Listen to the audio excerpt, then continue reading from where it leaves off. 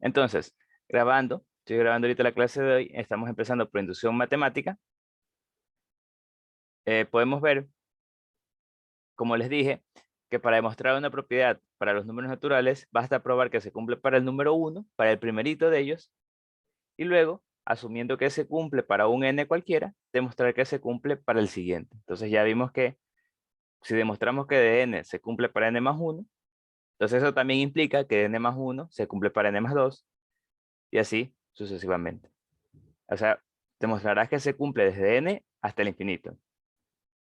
Pero si además demuestras que esa propiedad se cumple desde 1, entonces esa como que demostración en cadena se empezará desde 1, de 1 a 2, 2 a 3 y así sucesivamente hasta el infinito. Entonces habrás demostrado que se cumple para todos los números naturales. Por lo tanto, ese es la inducción matemática. Entonces son dos partes. Primero, que el caso base es verdadero, que la propiedad se cumple para 1. Y segundo, que si demuestras que P de n, que es verdadero, implica a que P de n más 1 sea verdadero. Entonces, esto será verdad para todos los números naturales. Entonces, un ejemplo de cómo es la demostración de inducción matemática es el siguiente. Tenemos esta propiedad, que es una de las que estaban en el control de lectura. Esta es la suma de los n primeros números impares. 1, 3, 5, 7, 9, hasta el número 2n menos 1. Entonces queremos sumar los primeros n impares. Me dicen que eso es igual a n cuadrado. Y me piden que lo demuestre. Entonces, ¿cómo lo demuestro? Ya saben, son dos pasos nomás. El primero, el caso base. Demostrar que la fórmula se cumple para n igual 1. Entonces, para n igual 1, yo veo que estoy sumando nomás del lado izquierdo el primer impar, porque con n igual 1 esto te queda 1. Entonces estoy sumando nomás el impar 1 del lado izquierdo y del lado derecho sería 1 al cuadrado. 1 es igual a 1 al cuadrado, 1 igual a 1. Entonces el caso base cumple. Entonces ya demostré la primera parte, el caso base. La segunda, el paso inductivo. ¿Qué quiere decir esto? El paso inductivo me dice que si la propiedad es verdadera para P de n, entonces debe ser verdadera para P de n más 1. Que si esto es verdad, entonces esto debe ser verdad. Entonces, para ayuda, yo lo que hago es copio primero. Si se dan cuenta, esta fórmula está en función de n. Este es P de n. O sea, la hipótesis para n. Entonces, quiero demostrar que con eso, si yo aquí cambio n más 1, entonces también debería ser verdadera. Por lo tanto, copio ambas hipótesis, que es la de n, y luego la tesis, que es lo que quiero demostrar que va a ser verdadero, que es lo mismo, pero en vez de n más 1. Entonces, si yo agrego un natural más, quiere decir que estoy agregando, por ejemplo, un impar más a la suma, que es este que está aquí, es el siguiente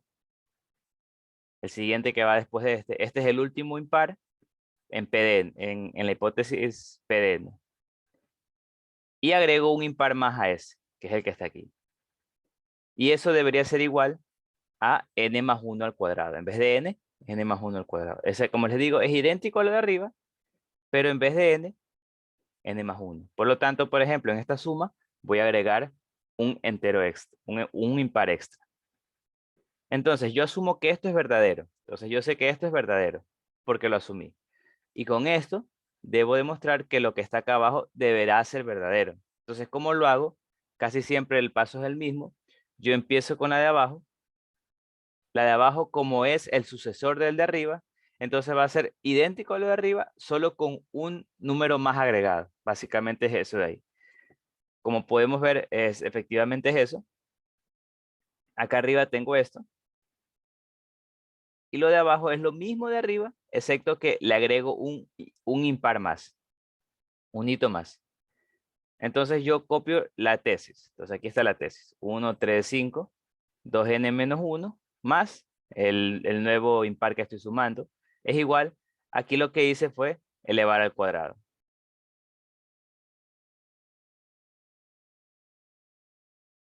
Aquí no parece que está mal aquí. N más 2n. Bueno, está bien. No sé por qué lo puse así. Listo. Simplemente elevo al cuadrado de este binomio. N cuadrado más 2n más 1. Ahora.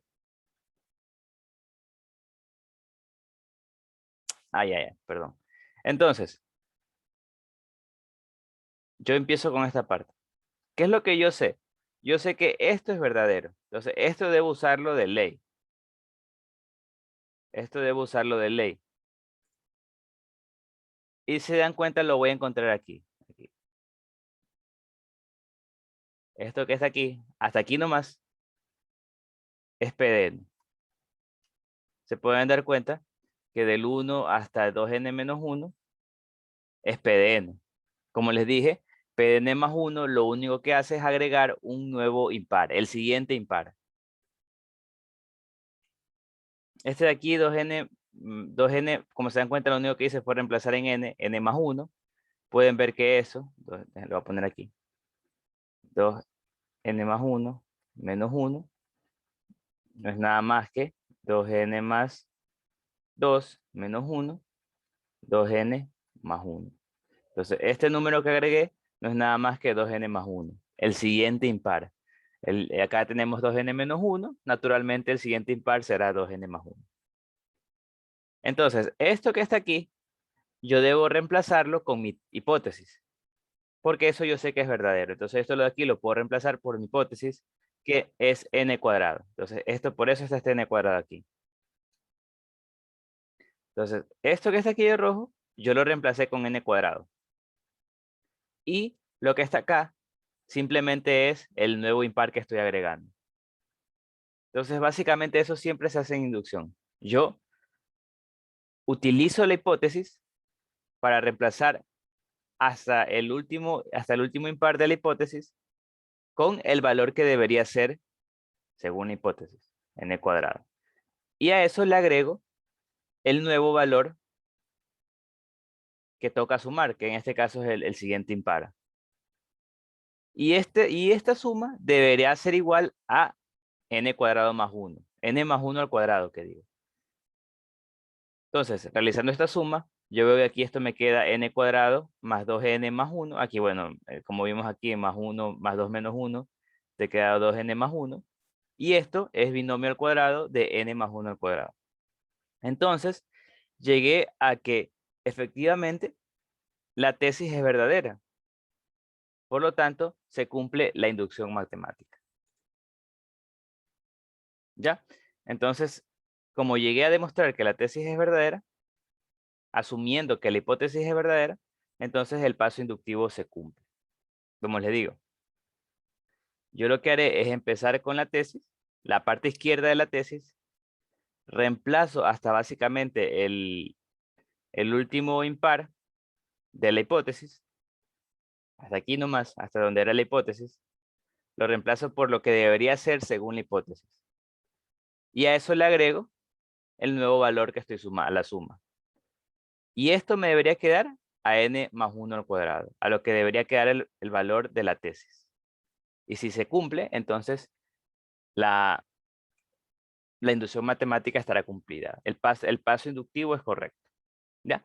Ya saben, si tienen alguna pregunta, la pueden hacer. Si no, para continuar. Entonces igual tenemos más acá. Este por ejemplo, es la otra que vimos, que n se cumple esa. Ya. Ahora, esto es muy similar, es otra suma. La quiero demostrar por inducción. De nuevo, son dos partes.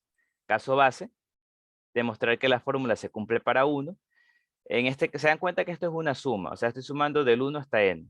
El hecho de que diga n igual 1, quiere decir que solo sumaré el 1. N igual 2, solo sumo del 1 al 2. N igual 3 sería del 1, 2, 3, hasta 3 nomás. Entonces, para n igual 1, solo sumo hasta 1. Del lado izquierdo sería 1 al cuadrado, entonces, bueno, quiere decir 1 al cuadrado. Y del lado derecho debería reemplazar 1. Sería 1 más 2 más 3 sobre 6. Se simplifica y te queda que 1 es igual a 1. Entonces, el caso base es verdadero. Para el paso inductivo, de nuevo, yo digo, la hipótesis es la misma fórmula que quiero demostrar, pero en la tesis es la misma fórmula, solo que agregando un nuevo entero a la suma. En este caso, el siguiente n más n, el siguiente que sería n más 1 al cuadrado. Entonces yo puedo ver que la tesis me quedaría del 1, 2, 3 hasta n más 1 al cuadrado es igual a la misma formulita, solo que reemplazando n más 1. Entonces aquí sería n más 1, n más 2, acá sería 2 por n más 1 sobre 6. Entonces de nuevo, yo a la tesis la voy a reemplazar hasta n nomás. O sea, aquí podrán ver que va a ser de 1, 2, 3 hasta más n cuadrado más n cuadrado y luego el siguiente más n más 1 al cuadrado. Entonces yo hasta n al cuadrado yo lo reemplazaré por la hipótesis. Entonces hasta aquí nomás, antes del último término en la tesis. Entonces esto de aquí por hipótesis yo sé que es igual a n por n más 1 por 2n más 1 porque estoy asumiendo que es verdadero sobre 6. Entonces yo estoy asumiendo que esto es verdadero. Por eso es el último término, n más 1 al cuadrado. Entonces ahora lo que debería hacer, lo que yo debería hacer es tratar de llegar de esto que empecé, a la fórmula, pero con n más 1, que es esta que está aquí. Entonces quiero tratar de llegar a eso. Entonces aquí, por ejemplo, lo que se hace es sacar factor común, n más 1, y este 6 también, solo que aquí como es entero, entonces debería multiplicarlo por 6 para que se simplifiquen. Entonces aquí hago álgebra purita. Entonces luego hago este producto y esta suma, factorizo, y luego este 2 lo simplifico con este 2 que está aquí, factorizando también el 2. Y me queda n por n más 2 por 2n más 3 sobre 6, que justamente es igual, justamente esto es igual a n más 1 por n más 1, bueno, n más 1 más 1 por 2n más 1 sobre 6. O sea, la fórmula, pero en vez de n, evaluado n más 1. N más 1, n más 1 y n más 1. Entonces he demostrado que asumiendo que la hipótesis es verdadera, la tesis también debe ser verdadera, por lo tanto el paso inductivo es correcto y habré demostrado la propiedad para todos los números naturales. Entonces, ¿alguna pregunta?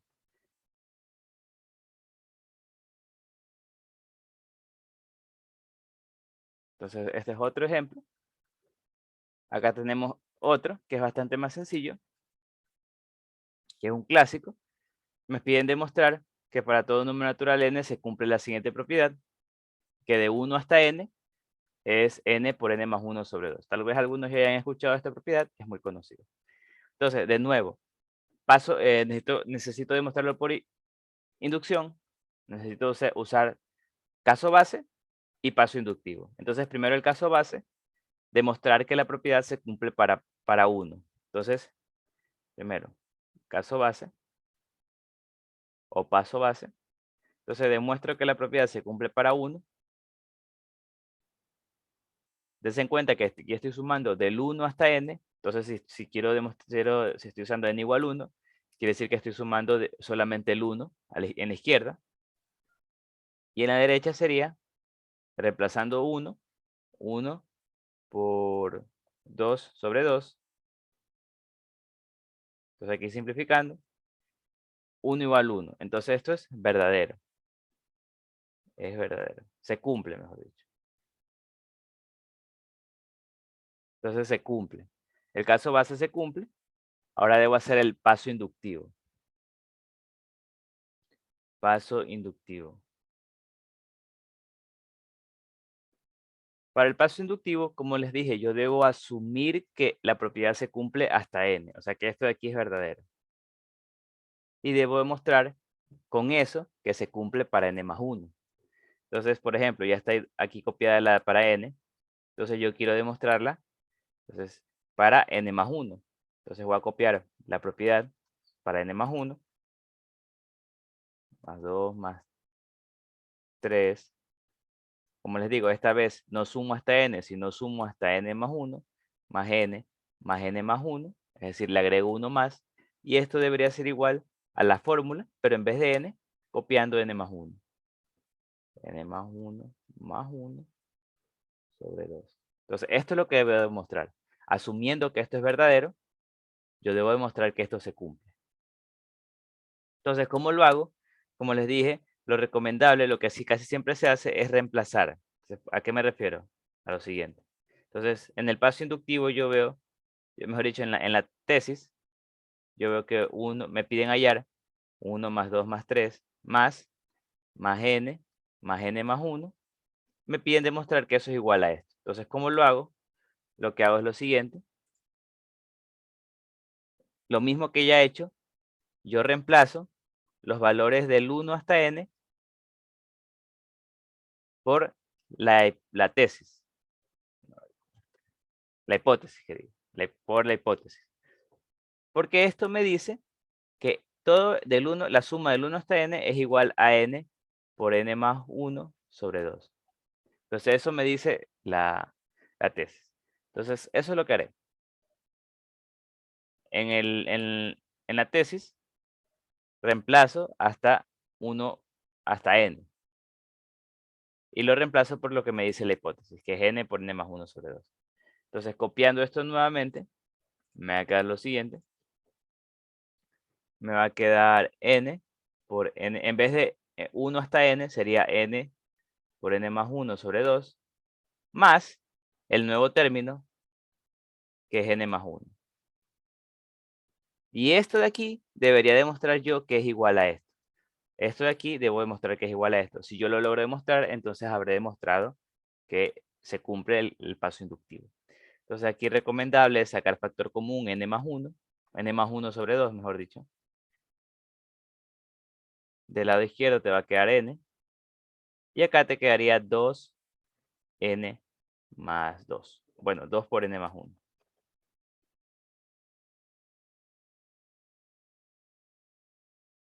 Listo, entonces tengo que hacer la suma. Aquí me quedaría 2n más 1 sobre 2. Y n por n más 1 sobre 2 más 1. Acá me va a quedar el...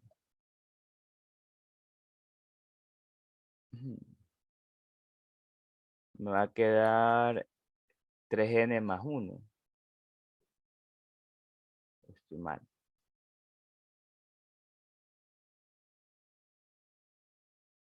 Ah, no, pues aquí es más 2. ¿Qué estoy haciendo? Ahí es. Claro, pues qué tonto. Esto saco el factor común n más 1. Entonces de este lado me queda n.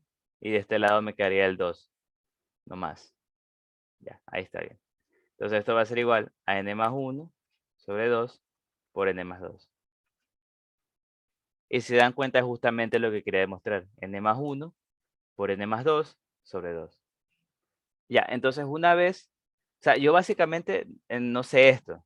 Yo quiero demostrar que, sabiendo esto, la hipótesis, yo puedo demostrar que la tesis es efectivamente esto. Y efectivamente lo logré. Demostré que la tesis es esta partecita, que es efectivamente lo que quería demostrar. Por lo tanto, el paso inductivo también es cierto, se cumple. Y con eso habré demostrado por inducción que la propiedad se cumple para todos los números naturales. Y estaba haciendo mal esta factorización. ¿Ya? ¿Alguna pregunta?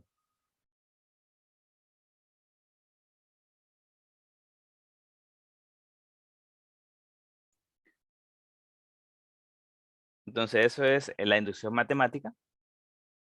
Una propiedad muy bonita, interesante. Y bueno, lo bueno es que la mayoría de veces siempre casi es lo mismo, ser repetitivo. Rara vez te cambian lo que hay que hacer. Por ejemplo, vamos a hacer este de aquí, que es un poquito diferente. Vamos a hacerla rápida. Me dicen que pide demostrar esto para todo número natural n. Si A es mayor que 0, B es mayor que 0 y A es menor que B. Entonces, por ejemplo, el caso base, para que vean el poder de la inducción. El caso base sería demostrar que, de nuevo, esta propiedad se cumple para 1. Es decir, A a la 1 es menor que B a la 1. Y esto es verdadero. Porque me lo dice el problema. Entonces el caso base se cumple.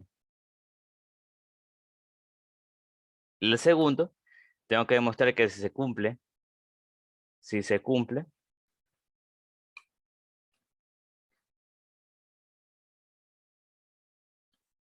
a la n menor que b a la n, entonces se cumple a la n más 1 menor que b a la n más 1. Lo mismo, pero cambiando n por n más 1. Bueno, en este caso no va a ser sumas, tengo que usar otro método. Pero, por ejemplo, ¿qué puedo hacer? Tengo que a n es menor que b a la n. Entonces yo tengo, por ejemplo, si multiplico ambos lados por a, como es positivo, no cambia el sentido de la ecuación. Entonces sería an por a es menor que bn de la inecuación que digo. Y esto sería an más 1 es menor que bn por a. Por ejemplo. Entonces tengo que demostrar, por ejemplo, que esto es menor que bn menos 1, que no es tan difícil de hacer. Ya que, por ejemplo, si yo tengo a menor que b, porque yo sé que se cumple porque me dice el problema, y a esto lo multiplico a ambos lados por b a la n, que es positivo ya que b es positivo. Entonces, por ejemplo, yo tendría a b a la n es menor que b por bn. Entonces, a bn es menor que b a la n más 1. Y combinando estas dos inecuaciones, tengo que a n más 1 es menor que b a la n por a, que es menor a bn más 1. Es decir, a n más 1 es menor que b a n más 1. Que es lo que quería demostrar. Y entonces se cumple el paso inductivo. Por lo tanto, se cumple la inducción matemática. Entonces se dan cuenta, esto de acá de evaluar se hace cuando estamos demostrando sumas, pero no siempre se demuestran sumas. Bueno, en este caso, los más sencillos sí, pero puede ser que se tienen que demostrar propiedades un poquito más complejas. La idea es la misma, solo que ahora no tienes que reemplazar, sino depende del problema. De esto, siempre es de la parte de aquí, llegar a que se cumple la parte de acá. ¿Ya? Entonces, continuando, porque falta poco para que se acabe. Bueno, no, un poco. Tenemos el factorial. Tenemos que el factorial, vamos a entrar a la técnica de conteo. El factorial se calcula de esta manera. Simplemente es el producto de todos los enteros menores que n. Por ejemplo, 5 factoriales, 5 por 4 por 2 por 1 y por, bueno, 0 factorial es 0, por si acaso. 0 factorial es 0. 0 factorial es 1, ¿qué digo? A lo que debemos saber. Tenemos entonces los principios de suma y de multiplicación. Entonces empezamos el principio aditivo. ¿Qué nos dice el principio aditivo? Suponemos que tenemos dos eventos A y B. A se realiza de m maneras diferentes y B de n. Se sabe que ambos no son posibles de realizar a la vez. O sea, no se pueden realizar ambos eventos a la vez. Entonces, para realizar el evento A o el evento B, se podrá hacer de m más n maneras diferentes. ¿Se dan cuenta que? Primero, en técnicas de conteo, ¿qué es lo que vamos a ver que vamos a usar? Vamos a tratar de hacer. Básicamente, como su nombre mismo lo dice, es contar de cuántas maneras puede ocurrir algo. Entonces, eso es lo que nos interesa, contar de cuántas maneras puede ocurrir algo. Por lo tanto, me dicen que A se ocurre de m maneras y B, n, diferentes, todas distintas. Entonces, si quiero saber cuántas veces ocurre el evento A o B, serían la suma de ambos. En este caso, el principio aditivo, ya que no es posible de realizar ambos eventos a la vez. Entonces, hay que tener en cuenta eso. Un ejemplo, me dicen que un respeto de automóvil se vende en 6 locales de Guayaquil y 8 de Quito. Si se puede realizar en Guayaquil o Quito. Entonces, ¿de cuántas maneras puedes adquirir repuestos? Entonces, aquí podemos saber que no puedes adquirir ambas a la vez, o sea, en ambos lugares a la vez, porque dicen, bueno, Guayaquil o en Quito, porque quieres adquirir un repuesto. Entonces no puedes comprar mitad en Guayaquil, mitad en Quito. Entonces tienes que comprar o en Guayaquil o en Quito. Por lo tanto, ¿cuántas formas tienes para adquirir el repuesto? Pues serían las 6 de Guayaquil más las 8 en Quito, serían 14. Tenemos otro ejemplo que nos dice que tiene un paquete de software, tiene 3 subopciones de menú. La primera tiene 10 subopciones, la segunda 15 y la tercera 12. Entonces me piden saber cuántas subopciones tiene en total el usuario. Pues de nuevo, no puedes coger dos subopciones a la vez. Entonces simplemente sería la suma por el principio aditivo. Como les digo, aquí lo importante es saber que ambas no pueden ocurrir a la vez. Entonces cuando separamos eso se usa cuando separamos el evento en situaciones que tienen que ocurrir por separado. El principio multiplicativo, en cambio, es cuando queremos mezclar dos eventos, básicamente. Nos dicen que si un evento A puede ocurrir en forma independiente de b maneras diferentes y b de n. Entonces, el número de maneras distintas que pueden suceder ambos a la vez es m por n. Ejemplo, en este caso tú divides un evento en eventos que ocurren a la vez. Por ejemplo, me dicen que en un día determinado 9 amigos deciden ir al cine. Aquí están enombrados con los nombres, cada uno de ellos. Y dicen que al momento de ingresar a la sala, ellos quieren sentarse de forma alternada, de tal manera que un chico esté al lado de una chica siempre. Entonces te piden hallar de cuántas maneras puedes hacer eso. Entonces, ¿cómo lo haces? Esto es básicamente lo que siempre hacemos en técnicas de conteo, separar en eventos que ocurren a la vez. Entonces, como tenemos que son 9 amigos, van a haber 9 asientos en los cuales ellos se van a sentar. Entonces, ese evento grande, que es básicamente que se sienten los 9, nosotros lo separamos asiento por asiento. Entonces, para que se siente el evento, para que ocurra el evento grande, deben sentarse una persona en todos los 9 asientos. Entonces, deben ocurrir todos a la vez. Por lo tanto, lo que haremos es saber cuántas maneras pueden sentarse una persona en cada asiento y al final multiplicarlos por el principio multiplicativo. ¿Por qué? Para que se sienten todos, bueno, como es redundante, tienen que sentarse en todos los asientos a la vez. Entonces, se separa como evento cada asiento. Aquí están los asientos. 1, 2, 3, 4, 5, 6, 7, 8, 9. Entonces, tengo que ver de cuántas maneras puede ocurrir cada evento. ¿De cuántas maneras puede ocurrir? Bueno, como son 5 mujeres y 4 hombres, la única forma de que sean saltadas,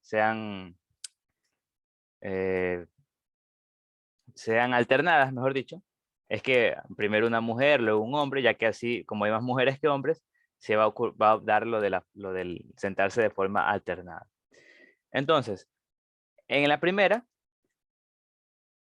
¿cuántas maneras tiene de ocurrir ese evento? Que es básicamente que alguien se siente en el primer asiento. Pues como ese asiento va a ser de mujeres y hay 5 mujeres, entonces ese evento puede ocurrir de 5 maneras. Que se siente, por ejemplo, Evelyn es una, Yajaira es otra, Laura es otra, Verónica es otra y Janet es otra. Entonces son 5 maneras que puede ocurrir el primer evento.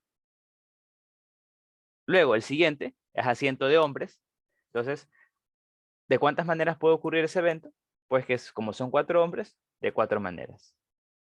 Ahora, para el siguiente asiento de mujeres, debido a que ya se sentó una mujer en el primer asiento, ya perdí esa opción. Entonces ahora hay 4 mujeres que se pueden sentar aquí. Por lo tanto, ahora son 4. De hombres, de nuevo, como ya se sentó un hombre acá, perdí una opción. Solo tengo 3 ahora. Y así sucesivamente se dan cuenta que mujeres va disminuyendo y hombres también. Por eso es que se usa bastante el factorial. Porque casi siempre voy a tener productos que van disminuyendo hasta llegar a 1. Entonces, finalmente, como les digo, luego una vez que hago eso, tengo que sacar el producto de todos estos y me queda el resultado. Como se dan cuenta, el principio multiplicativo lo uso cuando yo un evento grande lo separo en eventos pequeños que deben ocurrir a la vez. Deben ocurrir a la vez para que ocurra el evento grande. En este caso, para que se sienten los 9, pues debe sentarse alguien en todos los asientos. Por eso uso el principio multiplicativo. El ejemplo de otro ejercicio muy interesante, me dicen que María estaba segura de que la segunda letra de una placa era O o Q y que el último dígito era un 3 o un 8. Dijo que la primera letra de la placa, Ana dijo que era una G y la tercera era definitivamente una vocal. Entonces me piden determinar cuántas placas la policía deberá verificar.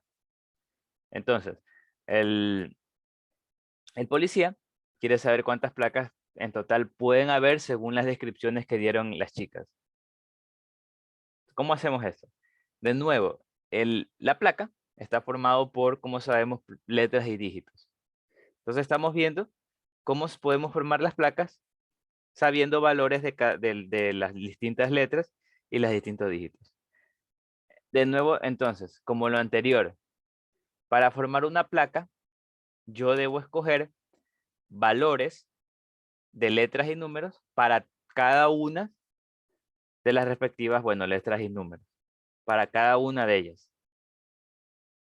Eso quiere decir que yo divido el evento de escoger una placa, yo divido en escoger cada una de las letras y dígitos. En este caso, estamos usando, creo que son 4 letras. Sí. Ya. Entonces recordemos que la placa son 4 letras. Entonces aquí tenemos letras. Letras. Y 3 dígitos. Dígitos. Entonces quiero ver, como si yo quiero saber cuántas placas puedo formar, pues debo saber de cuántas maneras se puede escoger cada una de las letras y cada uno de los dígitos. Y al final, como el evento de escoger la placa, para que ocurra eso, debo escoger todas las letras y todos los dígitos. Entonces al final, a la vez, mejor dicho, tengo que ocurrir todo eso a la vez. Entonces lo que debo hacer es multiplicarlos. Debo multiplicar todo esto. Y esa me daría la respuesta. Entonces tengo que ver cuántas. Ahora, lo bueno es que el evento mayor, que es de saber cuántas placas yo puedo obtener, lo dividí en eventos más chicos que son fáciles de obtener cuántas maneras pueden ocurrir. La primera, ¿de cuántas maneras puede ocurrir la primera letra? Por ejemplo, ¿de cuántas maneras yo puedo escoger la primera letra? ¿Alguien que me quiera contestar? De una sola manera. Exactamente, solo puede escogerse de una sola manera, que es porque Ana dijo que la primera letra era una G, o sea, no da opciones, dice que es la G, entonces solo hay una sola manera, G. La segunda me dice, ¿cuántas serían las opciones para la segunda letra? Dos. Dos. Dos, porque me dice que la segunda letra era o una O o una Q.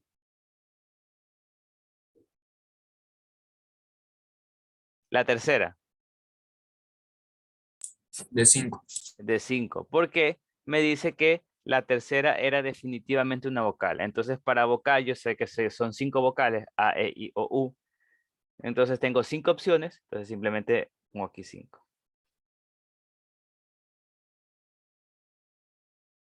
No, pues es al revés, nadie me dice nada, estoy confundido.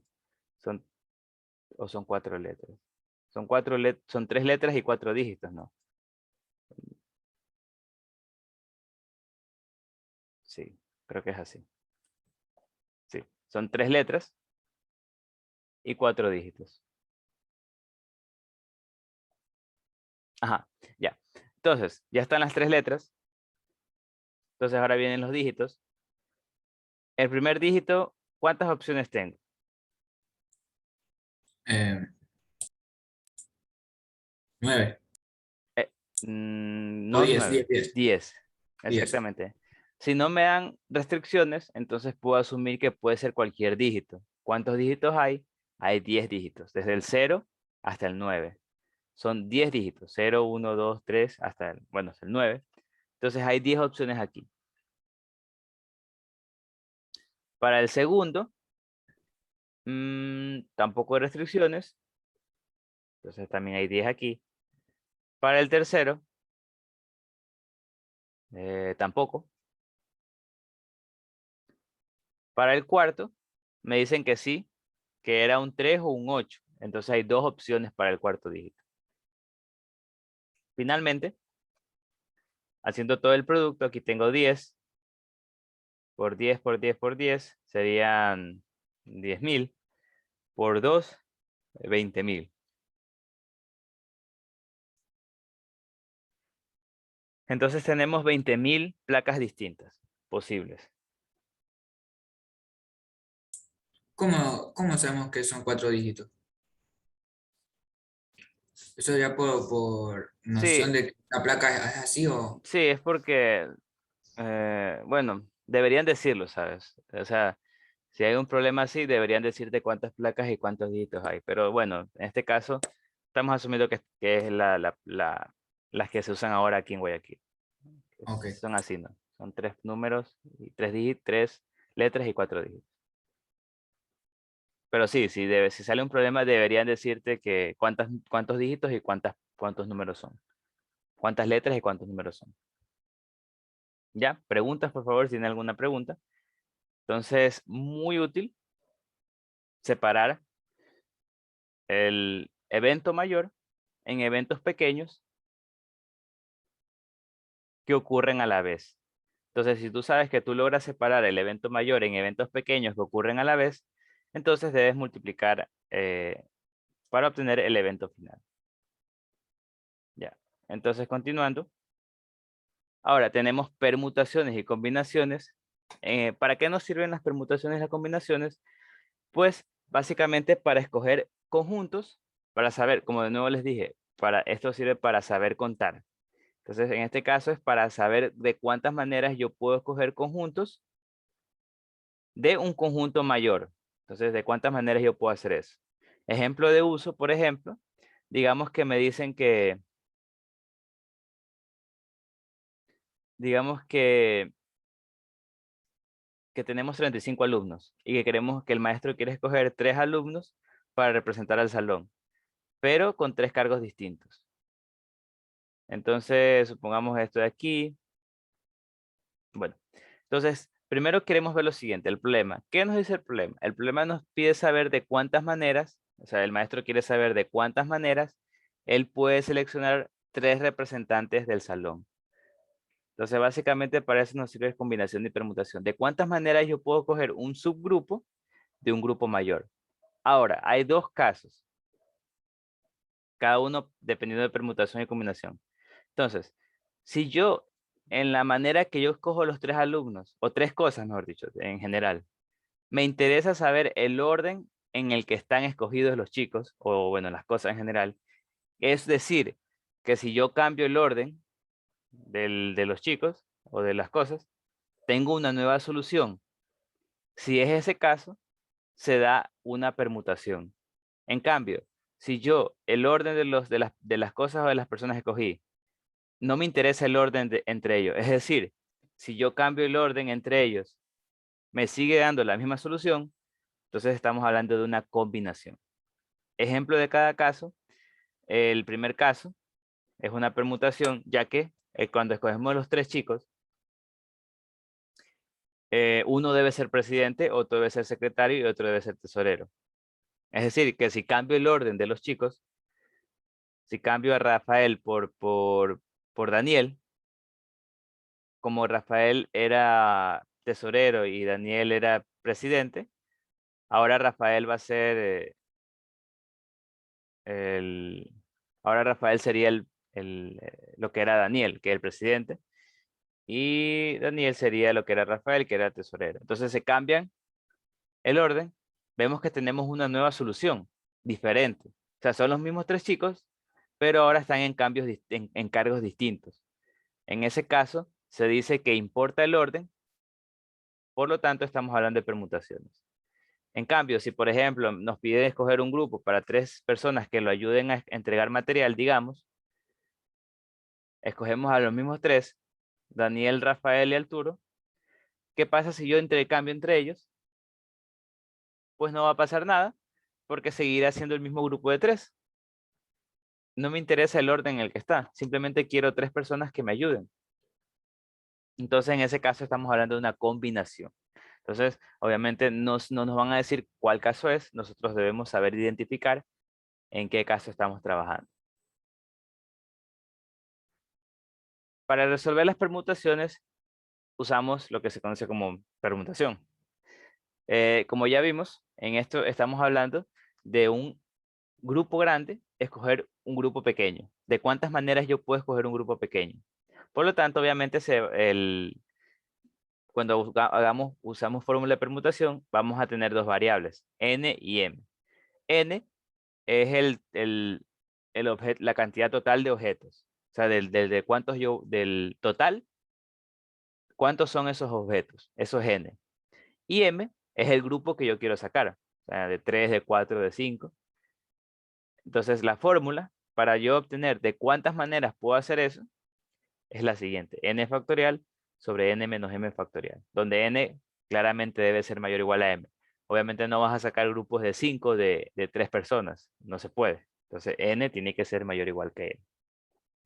Un ejemplo, otro clásico ejemplo, es de que participan 10 atletas y te piden hallar de cuántas maneras distintas pueden ser entregados los 3 premios de los 3 primeros lugares, oro, plata y bronce. Entonces, digamos que en esos atletas están participando de nuevo los 3, Daniel, Rafael y Arturo. Escogemos los 3, Daniel oro, Rafael plata y bronce Arturo. Entonces yo me pregunto, ¿qué pasa si los intercambio entre ellos? Si cambio Daniel con Arturo, entonces ahora Arturo sacará oro y Daniel sacará bronce. Entonces yo debo preguntarme si eso es lo mismo que lo anterior. Veo que no, porque ahora como les intercambiaron los premios, es un podio distinto. Entonces veo que ahí importa el orden. Importa el orden. Por lo tanto, yo debo usar permutación. Entonces, como estamos hablando de ternas, porque son 3 que se van a ser premiados, de un total de 10, debería usar la fórmula de permutación, pero N10 y M3. Evaluando. Ahora, ¿cómo resolvemos estos aquí? Jamás, nunca, jamás hagan el factorial. Nunca. O sea, nunca saquen 10 factorial. No hagan eso. Lo que deben hacer es lo siguiente. Siempre va a ser arriba mayor que el de abajo. Entonces ustedes van a, el 10, por ejemplo, 10 factorial, ustedes saben que 10 factorial es 10 por 9, por 8, por 7, por 6, por 5, así sucesivamente. Entonces lo que hará es decir 10 por 9 por 8 hasta el factorial que esté aquí abajo, por 7 factorial. ¿Por qué? Porque de esa manera yo puedo simplificar y ahí me ahorro bastante trabajo. Simplemente debo multiplicar 10 por 9 por 8 y eso es 720. Entonces jamás hagan eso de sacar el 10 factorial, que es mucho. Simplemente traten de simplificar de esta manera. Tenemos ahora combinación. Cuando hablamos de combinación, estamos escogiendo de nuevo grupos de m objetos de un total de n, pero en este caso no me importa el orden en el cual son escogidos. Pueden cambiar de orden, da igual, no me interesa. Siguen siendo la misma solución. Se utiliza esta fórmula, que es muy similar a la de acá. De hecho, si algún día ven un poco más a profundo esto, van a ver que todas estas fórmulas nacen del principio multiplicativo.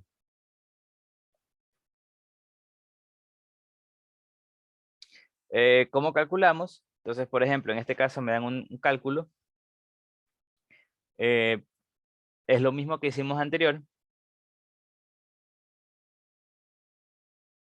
solo que en este caso, el 10 de arriba lo simplificaré hasta un 6 factorial con el de abajo, pero el otro 6 factorial, bueno, el otro 4 factorial, mejor dicho, 10 menos 6 es 4.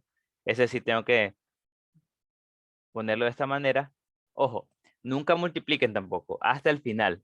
Siempre traten de simplificar todo. Y una vez que se simplifica todo, ahí ya multiplica.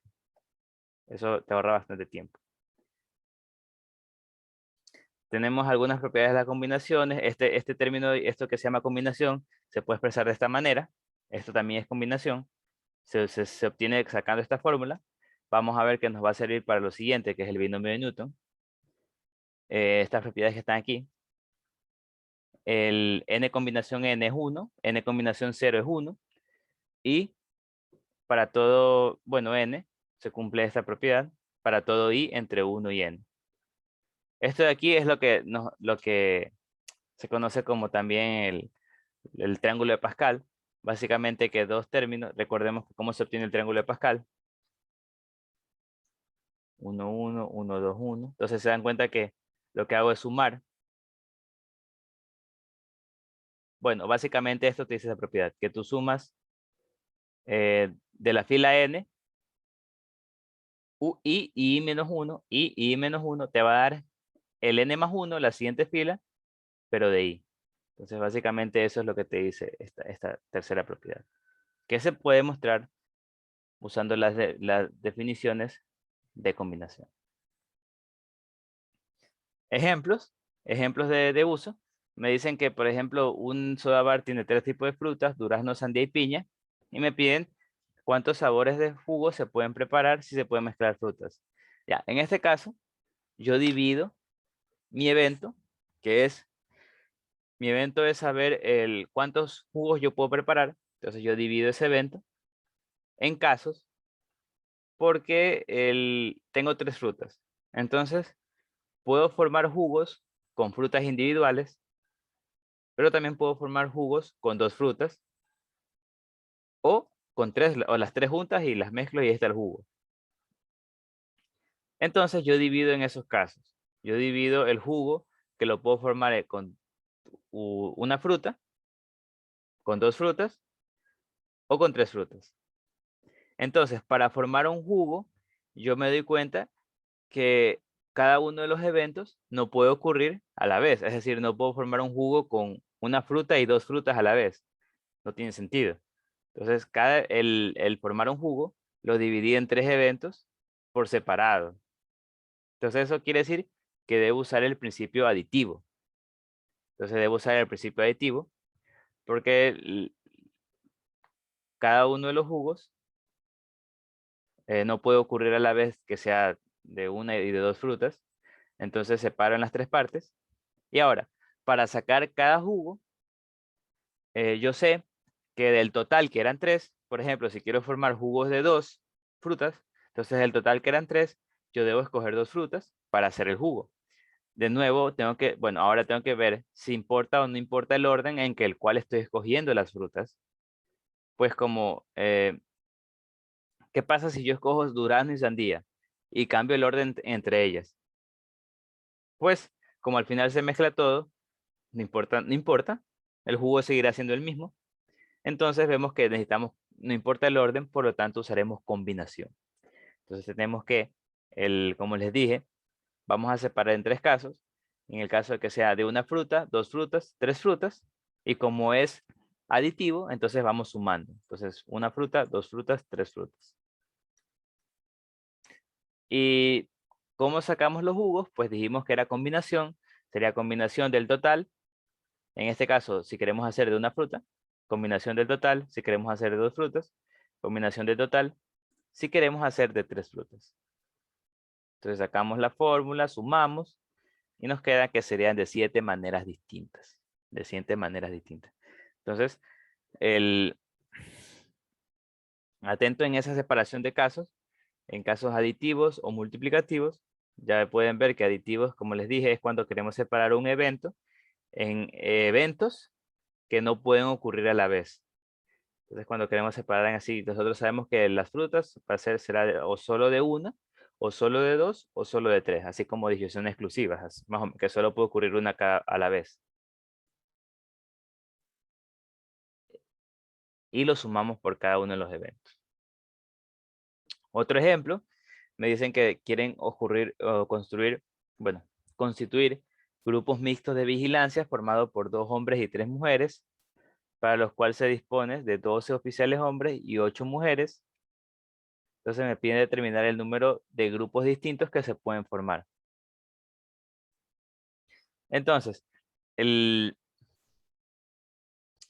aquí podemos ver que nosotros dividiremos, obviamente nosotros no podemos saber directamente de cuántas maneras yo puedo formar el grupo. Entonces, como yo sé que el grupo está constituido por un grupito de hombres y un grupito de mujeres, entonces yo calcularé cada uno por separado, porque eso sí lo puedo hacer, eso es bastante más sencillo. Y me doy cuenta que para formar el grupo total, debo escoger a la vez mujeres y hombres. Entonces, a la vez debo escoger ambos. Por lo tanto, yo sé que deberé usar el principio multiplicativo. Saco lo del primero, saco lo del segundo y los multiplico. Entonces, para constituir el grupo de hombres, pues de los 12 hombres que hay, debo escoger 2. De nuevo, en este caso el orden no importa. El grupo da lo mismo si los cambio de orden de los hombres que cogí. Seguirá siendo el mismo grupo. Por lo tanto, sería combinación de 12 en 2. Y eso sería 66. Y para el de mujeres será de 8 mujeres posibles que hay, debo escoger 3. Nuevamente, el orden no importa en el cual fueron escogidas. Y finalmente, para el grupo mixto, como les dije, debo escoger a la vez hombres y mujeres, entonces debo multiplicar. Y ahí estaría mi grupo de personas en total. Entonces, ¿alguna pregunta? Pueden ver que hay que separar en aditivo o multiplicativo, bueno, dependiendo del problema, pero debería yo ser capaz de identificar. No es tan difícil, pero igualmente sí puede ser un poquito complejito a veces. Bueno, ¿alguna pregunta?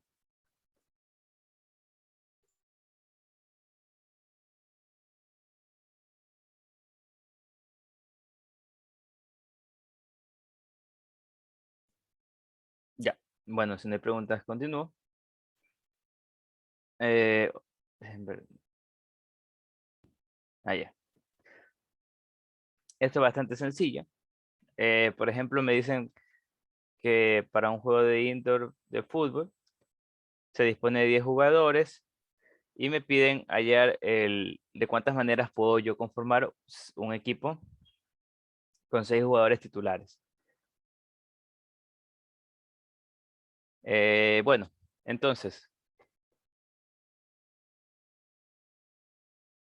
aquí lo que haría, me están diciendo cuánta cantidad de equipos se pueden conformar. Eh, Puedo ver que para conformar un equipo, yo del 10 de total que hay, simplemente escojo 6 y ya está mi equipo. Entonces puedo ver que debo usar o combinación o permutación. Entonces yo debo preguntarme si importa o no importa el orden en el cual fueron escogidos. Puedo ver que no importa. Bueno, depende si es que te fijas en si son de defensas, delanteros y todas esas cosas, pero creo que eso ya complicaría bastante. Pero no te dicen nada de eso. Entonces, no importa el orden porque seguirá siendo el mismo equipo. Las 6 personas que cojas seguirá siendo el mismo equipo, no importa si les cambia de orden entre ellos. Entonces, como no importa el orden, yo debo usar una combinación. Combinación del total, que es 10, escojo 6. Entonces, de esto de aquí, yo veré que va a ser igual a 10 factorial por la fórmula, 6 factorial, 10 menos 6 factorial. Entonces, como ya vimos, se los vuelvo a repetir. Aquí en combinación es recomendable simplificar arriba con el mayor factorial de abajo, que en este caso es 6. Entonces, el 10 factorial lo transformaría en 10 por 9 por 8 por 7 por 6 factorial, que es el mayor factorial de abajo, por 6 factorial. Y acá me quedaría 10 menos 6, 4 factorial. Ese sí no me queda otra que ponerla como factorial. 4 por 3 por 2 por 1. O sea, así se resuelve una combinación para no hacer muchos cálculos. Esto lo simplifico con esto. Entonces de aquí puedo simplificar algunas cosas. Por ejemplo, el 4 y el 2 con el 8. 4 por 2, 8. Y el 3 con el 9. Entonces esto me va a quedar, me quedaría multiplicando todo, 30 por 7, 210. Y esa sería la respuesta en este caso. Ya. Ahora, finalmente vamos a hacer esto, que es un poquito más complejo porque tienes que pensar. Me dicen de cuántas maneras podrían formarse de maneras distintas en una misma fila, 2 ecuatorianos, 3 colombianos y 4 venezolanos, si deben sentarse juntos los que tienen la misma nacionalidad. Entonces aquí, eso es lo bonito de técnicas de conteo, que tienes que imaginarte cómo podrías resolver este problema usando lo que ya hemos visto. Entonces, ¿cuál es lo difícil aquí? Me dicen que deben sentarse juntos, los de la misma nacionalidad. Entonces, los 2 ecuatorianos deben estar juntos, los 3 colombianos deberían estar juntos y los 4 venezolanos deberían estar juntos. Entonces, ¿cómo yo resuelvo eso? Entonces, yo tengo que pensar lo siguiente. Bueno, debo separar en partes. Debo separar en partes. Entonces, primera parte será, bueno, como tienen que estar juntos, los ecuatorianos, colombianos y venezolanos, yo imagino que fueron simplemente un bloque de los 4 juntos. Los 4 venezolanos, los 3 colombianos y los 2 ecuatorianos. Como si fueran uno solo, cada uno. O sea, como si fuera un ecuatoriano, un colombiano y un venezolano. Porque como deben estar juntos, los puedo ver de esa manera. Entonces, mi primera observación va a ser de cuántas maneras yo puedo ordenar los bloques de ecuatorianos, venezolanos y colombianos. ¿Cómo haría eso? Pues simplemente, como yo imaginé que fueran solo uno, simplemente sería de cuántas maneras yo puedo reordenar estas 3 personas. ¿Cuántas maneras yo las puedo reordenar? Entonces, déjenme poner mejor más separado.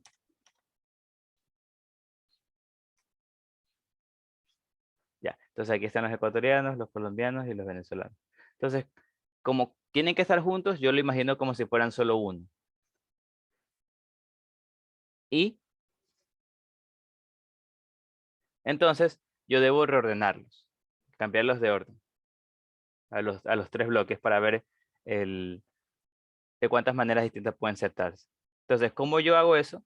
Algo que no vimos ahorita que me acuerdo, pero les digo, es que permutación, existe algo que se llama permutar, bueno, que es reordenar, mejor dicho, digamos, es que es reordenar.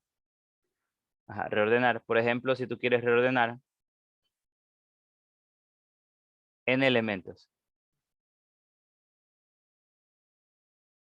O sea, tú tienes n elementos, digamos del 1, el 2, hasta n. Tú quieres reordenarlos, o sea, cambiar de orden, moverlos entre ellos. ¿De cuántas maneras puedes hacerlo? Se puede hacerlo de n factorial maneras. De n factorial. Entonces, reordenar de n factorial. Y por lo tanto, como acá solo son 3, sería 3 factorial. Entonces, eso es lo primero que hago. Reordenar los bloques. Como son 3, 3 factorial. Ahora, tengo que reordenar cada uno de los bloques. O sea, de los 2 ecuatorianos pueden cambiar entre sí, los 3 colombianos pueden cambiar entre sí, y los 4 venezolanos también. Entonces, es la misma idea. Reordeno, los ecuatorianos serían 2 factorial, los colombianos serían 3 factorial, y los venezolanos serían 4 factorial. Y una vez que ya hice todo ese reordenamiento, esta será la respuesta. Serían 6 por 2 por 6 por 4 factorial, es 24. Y me quedaría, bueno, serían 216 por 6. No, 216 por 8. Bueno, después de hacer este producto, Me quedaría 36 por 2, 78. 36 por 2, 72. Por 24. Bueno, debería hacer esto de aquí. Y ahí me queda la respuesta. Ya, mejor dejémoslo para después porque no hay tiempo. Bueno, ya. Si tienen alguna pregunta, ya saben, la pueden hacer.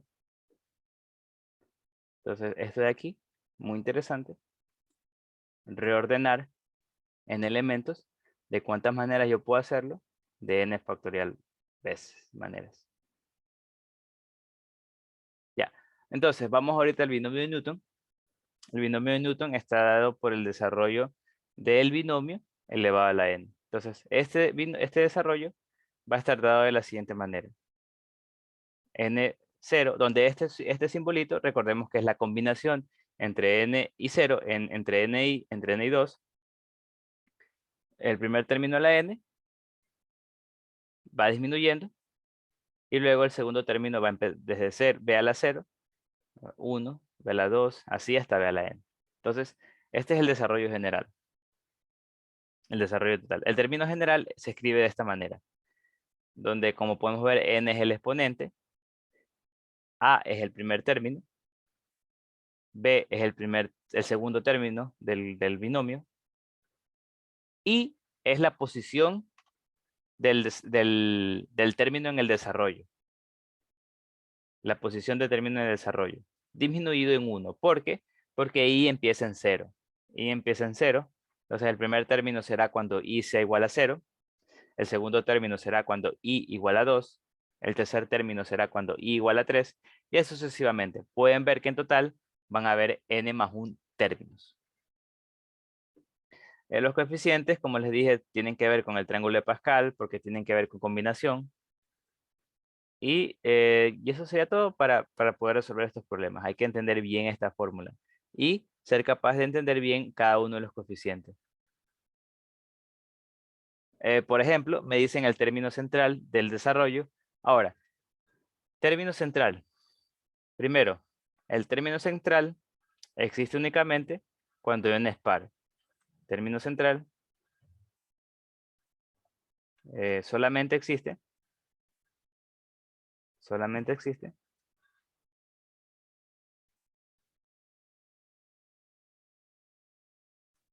cuando n es par. Entonces, cuando n es par, existe el término central. Por ejemplo, cuando tenemos x al cuadrado, bueno, mejor dicho, x más b a más b al cuadrado, era igual a al cuadrado más 2ab más b cuadrado. El término central sería este que está aquí, 2ab. Ahora, ¿cuál va a ser el término central? El término central, si tenemos n, el término central será si n es 2, por ejemplo, será, el término central será n medios.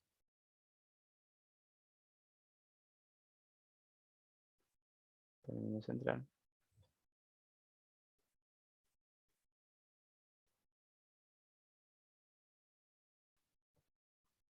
N sobre 2, si mal no me equivoco. Déjenme revisar bien. Por ejemplo, n a la cuarta, este sería 0, 1, 2, sí, n medios. Entonces el término central será n medios. Es decir, en este caso, el término central, bueno, mejor dicho, i igual n medios. I igual n medios. Como sabemos que este es i es la posición de desarrollo disminuido en 1, es decir, será el n medios sobre n medios más 1 término. Entonces, atentos con esa relación entre i y la posición. La posición es i más 1. O dicho de otra manera, i es la posición menos 1. Ya. Entonces, si yo quiero saber el término central, yo lo que debería hallar es i igual n medios. Es decir, 12 sobre 2, i igual 6. Es decir, el séptimo término. Ese va a ser el término medio. Séptimo término. Entonces, si yo quiero establecer el término central de este desarrollo, yo lo que debo hacer es elevar a la 12. ¿Qué hablo? Elevar a la 12. Usar la fórmula para i igual 6. Para i igual 6. Entonces sería 12 sobre 6. Sería x a la 1/3 elevado a la n menos 12 menos 6. Y a la 1/3 elevado a la 6. Entonces, esto de aquí, tengo que sacar esta combinación. 12 combinación 6. Yo sé que 12 sería 12 factorial. Mejor dicho, pongámosle 12 por 11 por 7 por 6. ¿Qué es que hago? 12 por 11 por 10 por 8. Por 10 por 9 por 8 por 7 por 6.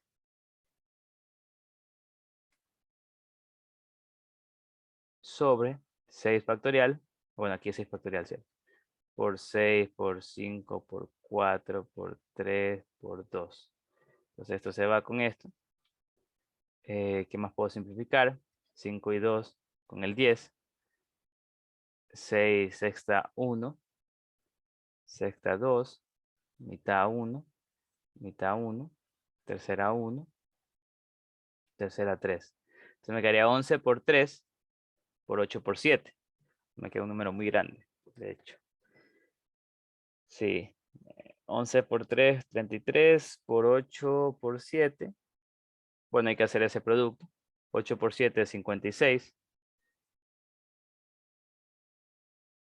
56 por 3. C factorial, C factorial. 5 por 2 por 10. 6, 2, 1. Pues aquí me quedó un 2. Aquí es mitad. Ajá. Sexta 2. Mitad 1, mitad 2. Y faltaba una mitad. Vamos a 4 aquí.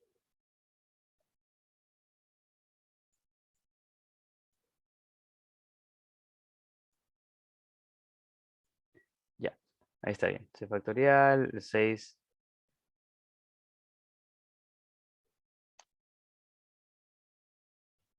Ajá. Solo quiero revisar una vez más. 2. Ahí esta mitad la saqué con esta. El tercera la saqué con el 9.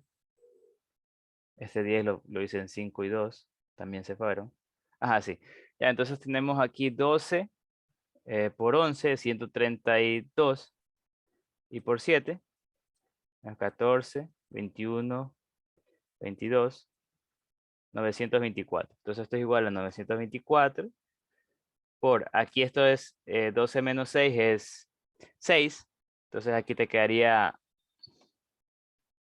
x a la 1/3 a la 6 por y a la 1/3 elevado a la 6. Entonces aquí lo que harías es exponente de un exponente para multiplicar ambos y te quedaría x al cuadrado y al cuadrado.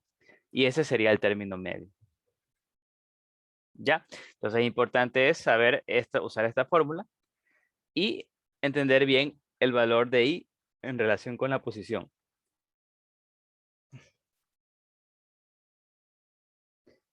Por ejemplo, tenemos este ejercicio, me piden determinar de ser posible la estructura del término que no contiene variable y en el desarrollo. Entonces, con no contiene variable y, me quiere decir que el exponente de y debe ser igual a 0, ya que de esa manera se va y. O sea, cuando te dicen que no contiene una variable, quiere decir que el exponente de esa variable debe ser igual a 0.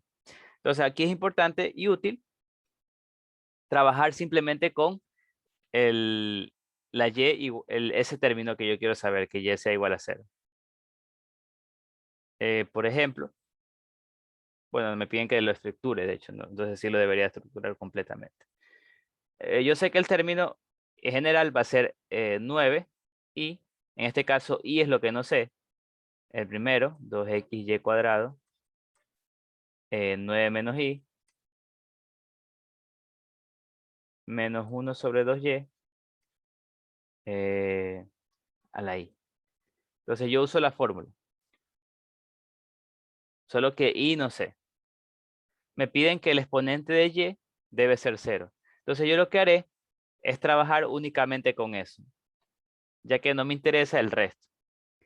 Entonces, por ejemplo, aquí yo veo que y al cuadrado, aquí tengo y al cuadrado, y todo eso elevado a la 9 menos y. Y acá tengo 1 sobre 2y. Bueno, el 2 tampoco me interesa por ahora, solo me interesa la y elevado a la y. Entonces esto es igual. Como les digo, aquí ignoré todo excepto la y porque me piden hallar el término que no contiene y. Entonces solo me interesa el exponente de la y. El resto lo ignoro por ahora. Entonces esto va a ser igual a y a la 18 menos 2y, multiplicando. Y abajo te quedaría y a la i. También el exponente dividiéndolo, distribuyendo lo que digo. Pero arriba te quedaría y 1 a la i y abajo y a la i. Entonces esto va a ser igual a y a la 18 menos 3i. Y esto, como lo dije, para que desaparezca la y, debe estar elevado a la 0. Dicho de otra manera, este exponente debe ser 0. 18 menos 3i debe ser igual a 0. Y es igual a 6. Esto quiere decir que el séptimo término de esta estructura no va a contener y. El séptimo término. Obviamente esta i debe ser entero, si no, no habría solución. Entonces el séptimo término no va a tener y. Y ahora, bueno, me piden estructurarlo. Quiere decir que debo reemplazar aquí ya i igual 6 y calcular el valor para obtener su resultado. Bueno, eso lo dejo ahí para que lo resuelvan porque, bueno, ya se acaba el tiempo casi, ya falta poco. ¿Una pregunta?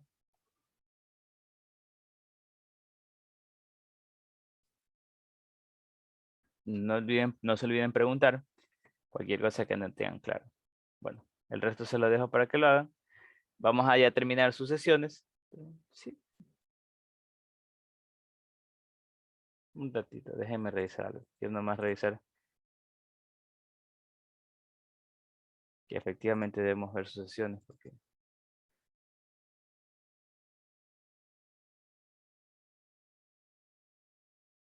Bueno, sigamos avanzando mientras tanto. No, que se me hace raro que sea bastante. Ya, entonces continuemos porque no hay mucho tiempo igualmente. Entonces, con sucesiones, como ya vimos en el control de lectura, vamos a estudiar principalmente dos sucesiones. Primero, ¿qué es una sucesión? Es una función que tiene como conjunto de llegada, partida, los naturales, y de llegada, los reales. Si la sucesión está formada por una cantidad, si el dominio, mejor dicho, es cantidad finita de los elementos, es una sucesión finita. Caso contrario, es infinita.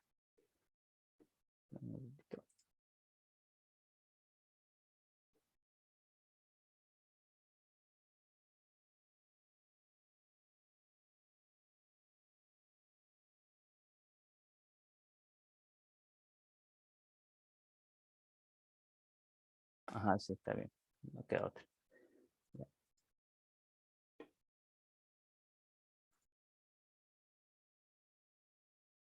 Ya.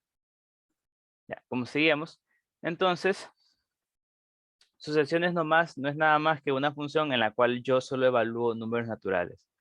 Por ejemplo, este de aquí es una sucesión. Sería 1, un medio, un tercio, un cuarto. Aquí también. O sea, solo evalúo números naturales. Y van a tener un orden, por lo tanto, van a ser contables. Ejemplo de sucesiones es la sucesión de Fibonacci, que se enuncia de manera recursiva. Es decir, con los anteriores defines el siguiente. Eso es de manera recursiva, la famosa sucesión de Fibonacci. Tenemos ahora dos sucesiones importantes que vamos a ver, que son la progresión aritmética y la progresión geométrica. La progresión aritmética es un tipo de sucesión de números en la cual cada término se obtiene sumando una cantidad igual al término anterior. Entonces, para obtener el término siguiente, debes sumar un número al anterior. Ese valor se denomina con D, diferencia. Es decir, que la resta entre dos términos consecutivos de la sucesión es igual y siempre a la diferencia. Entonces, la progresión aritmética siempre va a ser expresada de esta forma, lo que se conoce el término general de la sucesión aritmética. Donde n en este caso llamaremos como posición porque es la ubicación en el cual va a estar la progresión aritmética. Por ejemplo, para n igual 1 sería el primer término. Reemplazando, vamos a ver que solo es a. Para n igual 2 sería, esto sería 1, sería a más d. Este sería el segundo término. Para n igual 3, este sería el tercer término y así sucesivamente. Podemos ver que todos van a tener la siguiente patrón. Esta es la fórmula general. Y al sumar los n primeros términos de una progresión aritmética, se tiene la siguiente expresión. La primera, pueden ver que está en función de n, los términos que voy a sumar, a, el primer término, y d, la diferencia. Entonces, por ejemplo, yo puedo usar esta fórmula cuando yo sé la diferencia, el primer término, cuando yo no sé el último término, mejor dicho, que voy a sumar. Pero también eso es igual a esta fórmula, en la cual f de n representa el último término que sumo. El último término que sumo.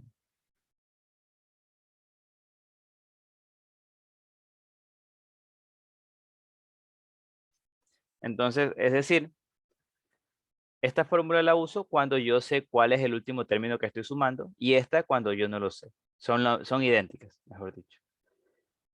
Por ejemplo, el ejemplo de progresión aritmética. Entonces, por ejemplo, tengo esta progresión y en la cual me piden establecer el 13º término. Entonces, para eso obviamente tendré que usar esta fórmula.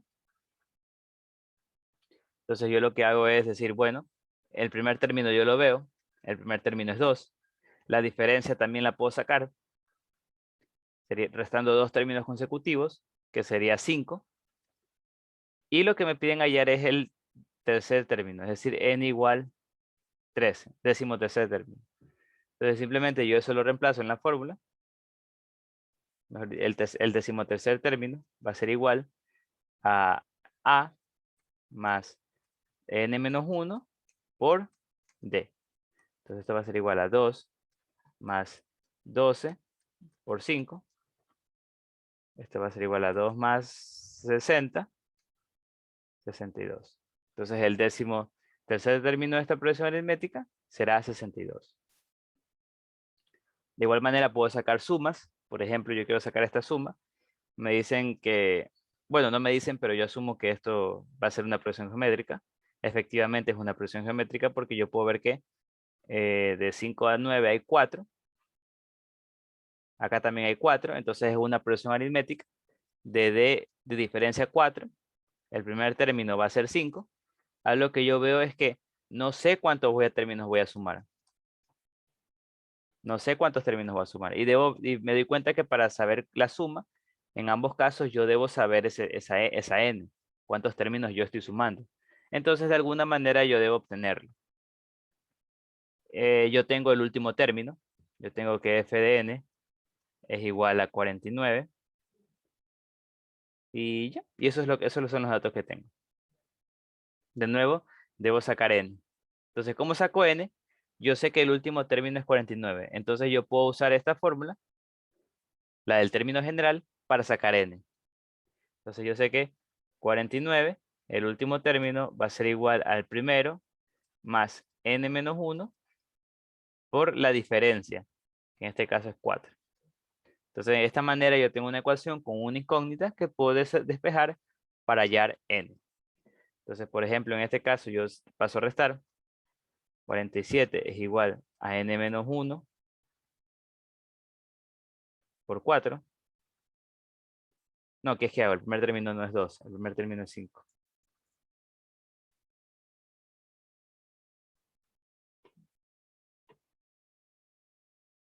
Entonces aquí es 44. N menos 1 por 4. Aquí sería 11 es igual a n menos 1. Entonces n es igual a 12. Entonces, estamos hablando del 12º término. Entonces, mejor dicho, estoy sumando hasta el 12º término. Entonces yo puedo usar la fórmula, como les dije, esta de aquí para sellar la suma, pero como yo sé el último término, entonces puedo usar la de acá que es más sencilla. Si no supiera cuál es el último término, recomendable usar la de acá. Entonces, según esta fórmula, la suma va a ser igual a n por el primero más el último sobre 2. Sería 12 por 5 más 49 sobre 2, que es 6, 1. Esto le queda 6 por 54. Entonces hay que sacar esa suma, sería 24. Ese sería igual. 6 por 4, 24, llevando 2, 32. 324. Y esa sería la respuesta en este caso. ¿Sí? Ya, saben, si tienen preguntas pueden hacer. Por ejemplo, en este caso me dicen que en este caso nunca me hablan de progresión geométrica, aritmética, pero yo debo asumir que es, mejor dicho, yo debo encontrar que es una progresión aritmética. Me dice que hay 50 filas de butacas, o sea, de asientos. En la primera hay 30, en la segunda hay 32, en la tercera hay 34, y así sucesivamente. Me piden hallar la cantidad total de butacas. Es decir, me dicen que a ver, que en la primera fila hay 30. En la segunda hay 32. En la tercera hay 34. Y así sucesivamente hasta las 50 me dicen que son. No sé cuántos van a ver. Pero me piden hallar la cantidad total. Es decir, digamos que, bueno, este es FDN. Sería, lo que me piden hallar es 30, más 32, más 34, más hasta la última. Que en este caso yo no sé. Pero bueno, yo sé que en este caso n sería 50. 1, 2, 3, hasta 50. Entonces yo tengo que n es 50. La diferencia sería 2. El primer término sería 30. Y ya, y eso es todo lo que necesito. Ya que en este caso, como no sé el último término, debo usar esta fórmula. Entonces sería 50 por 2 veces el primer término, más 50 menos 1, por la diferencia, sobre 2. Entonces esa sería la solución. Sería 25, simplificando aquí, por 60, más 49 por 2. Entonces esto sería 25 por 60 más, esto sería 198, sería 8 llevando 1, 15 llevando 1, 258. Y hay que hacer este producto. Y esa sería la respuesta. ¿Ya? Entonces en este caso la suma no era tan difícil. Finalmente, tenemos la progresión geométrica. Es similar a la progresión aritmética, solo que en este caso, en vez de sumar, se multiplican dos términos consecutivos. Mejor dicho, se multiplica un valor a cada término para obtener el siguiente. En este caso se conoce como R, la razón de la progresión. Es decir, si yo divido dos términos consecutivos, siempre va a ser igual a la razón. Entonces, la progresión geométrica puede ser expresada de esta manera, igual que la progresión aritmética. Esta es la forma general, donde A es el primer término y R es la razón.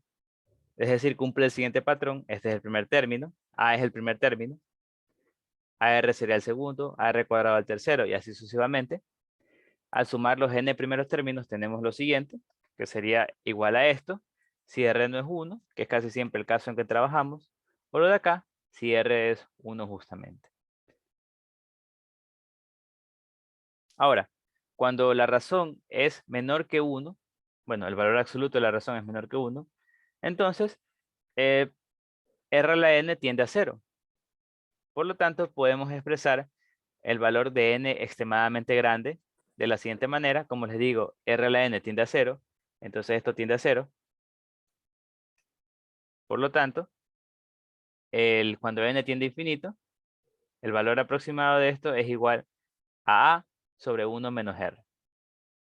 Cuando R es menor, cuando el valor absoluto de R es menor que 1, y podemos obtener la suma infinita. Ejemplo, en este caso me dice que obtenga el octavo término de esta progresión geométrica. Yo puedo ver que el primer término es 1, la razón es 3, porque 3 dividido para 1 es 3. Y n, que es lo que me piden hallar, el término es el octavo. Entonces yo sé que el término general va a ser igual al primer término por r a la n menos 1, es decir, a1 por 3 a la 8 menos 1, 3 a la 7. Bueno, esto de aquí, un número muy grande, pero sería 3 a la 7.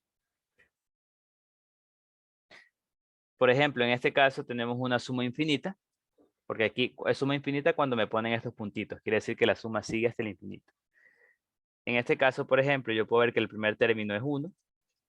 La razón debería sacarla, no la puedo ver tan fácilmente, pero yo sé que la razón se obtiene dividiendo dos términos consecutivos cualesquiera. Por ejemplo, en este caso yo puedo dividir 9 sobre 16 para el anterior, menos 3 cuartos. Entonces aquí tengo que aplicar extremos con extremos, medios con medios. Como les dije, yo puedo simplificar aquí, por comodidad, este de aquí con este. Cuarta 1, cuarta 4, tercera 1, tercera 3. Entonces esto me va a quedar extremos con extremos, medios con medios. Este menos también lo debo copiar porque no se va. El menos sigue ahí. Entonces sería menos 3 cuartos. O lo pude haber visto este término dividido para 1, que es menos 3 cuartos. Aquí quiero que vean que es idéntico. Entonces la razón es menos 3 cuartos. La razón es menor que 1. O sea, el valor absoluto es menor que 1. Ojo, si la razón fuera mayor que 1, esta suma al infinito se haría infinito. Si la razón fuera mayor que 1, esta suma sería infinita. Pero como la razón es menor que 1, esta suma no es infinita, sino tiene su valor, que lo puedo calcular con esta fórmula. Entonces la suma infinita va a ser igual a A. A es 1 sobre 1 menos R. Esto va a ser igual a 1 sobre 1 más 3 cuartos. Y esto va a ser igual, aquí sería 1 sobre 7 cuartos. Entonces eso quiere decir que la suma infinita es igual a 4 séptimos. ¿Ya? ¿Alguna pregunta? Ya saben, pregunten por favor.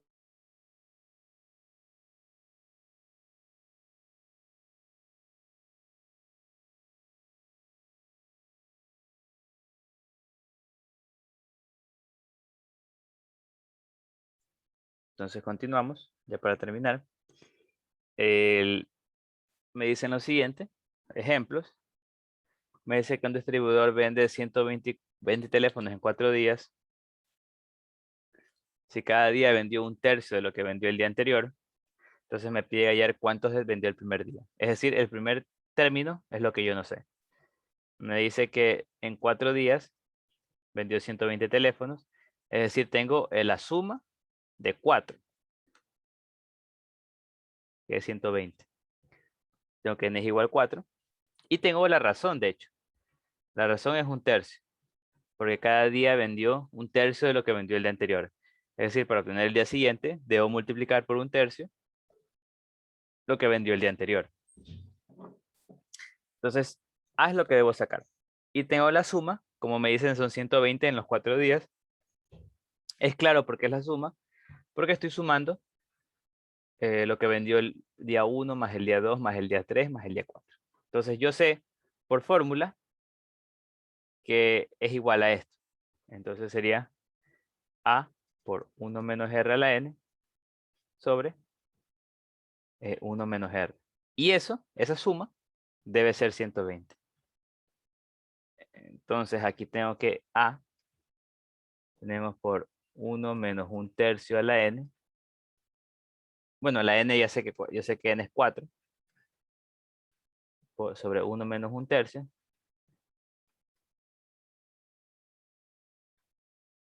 Y eso es igual a 120. Entonces aquí yo veo que esto va a ser igual a 1 menos 1/81.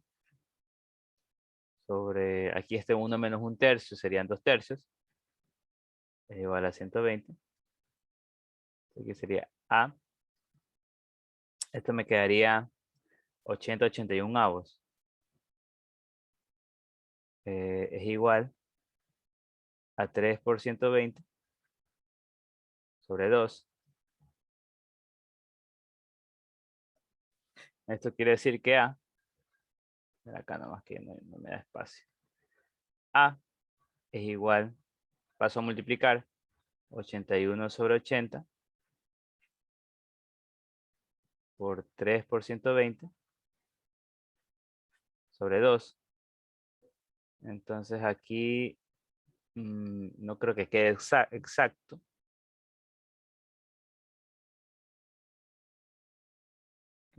Un tercio de lo que vendría del anterior, ¿cuánto es?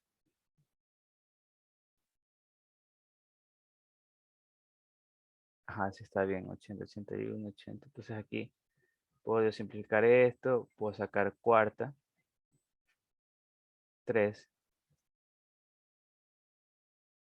Y me quedaría de hecho 3 a la séptima sobre 4. Lo que está mal.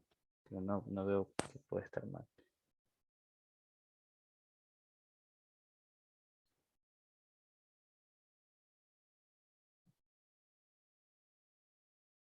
Mm,